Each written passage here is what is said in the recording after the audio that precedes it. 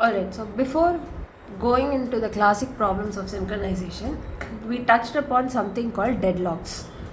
We saw that it happens when there are at least two processes, each of which is holding one or more resources which the other needs, and hence each is waiting for the other to release that resources, and hence nobody is able to complete executing their critical section and release the resources they are having control over, right? So this is a problem which happens very commonly when you have multiple processes competing for CPU or any other resources or memory.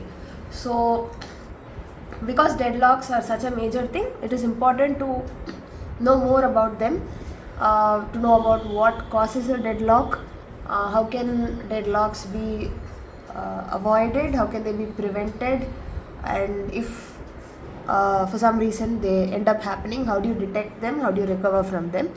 So the focus of the next few segments is completely going to be on deadlocks. We start by looking at necessary conditions. So a deadlock situation can arise only if all four of these following conditions exist simultaneously. So you need all four of this to be existing simultaneously in order to call a situation a deadlock. The first condition being mutual exclusion. At least one resource must be held in a non-shareable mode. So mutual exclusion as in non-shareability of resources. So what is happening here is, if you remember the segment where we introduced the notion of deadlock, we took up this example where there are two processes P0 and P1, two resources S and Q. P0 claims S, P1 claims Q, and then both processes are waiting to make a claim on the other, right? So the idea here is that once a process has made a claim on a resource, it finishes its task and then releases the resource, right? So that is the whole reason both were waiting. So P0 had S and P1 had Q. P0 needs Q. So why is P0 waiting? It's waiting for P1 to finish with Q and then release it, so that P0 can take up Q and do whatever it wants. Meanwhile, P1 is also waiting for P0 to finish with S and release it, so that P1 can take it up. So the idea is resources are non-shareable. At least one resource must be non-shareable. So if a certain process has made a claim over this resource, anyone else who wants the same resource has to wait. Sharing is not permitted. So if such a situation is there, it's going to lead to deadlock. So if this was not there, if shareability was allowed, going back to our same P0 P1 example, P0 has S, P1 has Q, they would both offer some part of the resource to the other. There would be a give and take. Both of them would work, and both of their tasks would get done, right? So if you want an analogy from chemistry, there's this idea of a covalent bond where two atoms coming together both give and take electrons, and both their octets are completed, right? That kind of a thing. So P0 would give some part of S, P1 would give some part of Q. Both would have S and Q, both would finish their job at the same time. But because resources are mandated to be non-shareable, this deadlock situation is happening. And non-shareability is important because if sharing happened, both would access the same resource at the same time. There is a possibility of a race condition, right? So that's the first condition. Second, hold and wait. So a thread must be holding at least one resource and waiting to acquire additional resources, which is exactly what was happening. That P0 had S, it was waiting to acquire Q.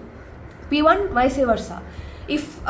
And by thread we are talking about a process here. So if a process has all the resources it needs, then it can just go ahead and do what it wants. There is no question of a deadlock. And if a process does not have any of the resources it needs, then again, in one sense, there's no deadlock. It hasn't even started. A deadlock is when you've started, you're midway, but you're not able to move forward because you're being held by some constraint. So if P0 has not even acquired S, then both S and Q would be available to P1, right? So the idea of hold and wait is, you have at least one of the resources you need, and you're waiting to acquire the rest. Next, third one, a very important condition, no preemption. Resources cannot be preempted. So a resource can be released by the thread holding it voluntarily only after it has completed its task. Now, when I made that segment on introduction to deadlock, when I explained what a deadlock is, I made this point. Intuitively, it might look like a very simple thing. One process can just give up whatever resource it is holding, the other can finish its work and then return both the resources.